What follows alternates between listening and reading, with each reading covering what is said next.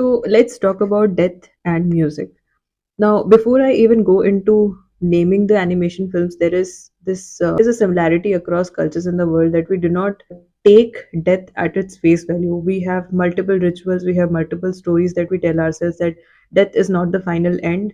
We go somewhere else, it's the other world, and we have our own days, our rituals of remembering of people gone by, and we still expect them to be around, although it may sound a bit unrealistic, if we keep on a scientific lens, but uh, people have these beliefs, like from an emotional angle.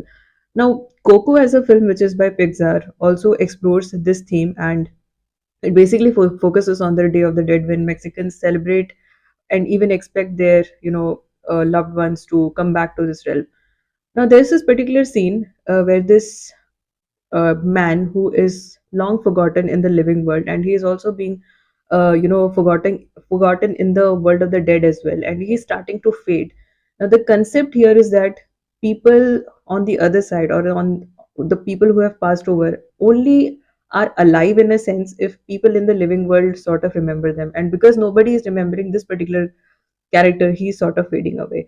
So that sort of inspired a primal fear in me of complete oblivion.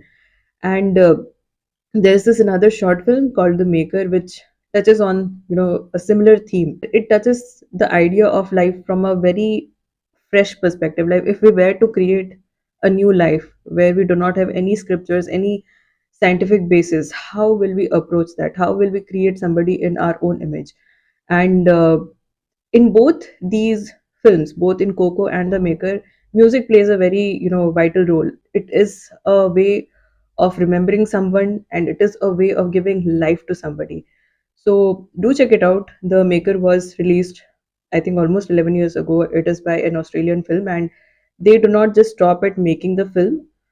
They also expand the idea of what the other side could look like once somebody dies, and they released a full book called Magnum Opus, and it's a full-on adventure of how the other side basically looks like. So it's available for free to watch on YouTube. So do check it out.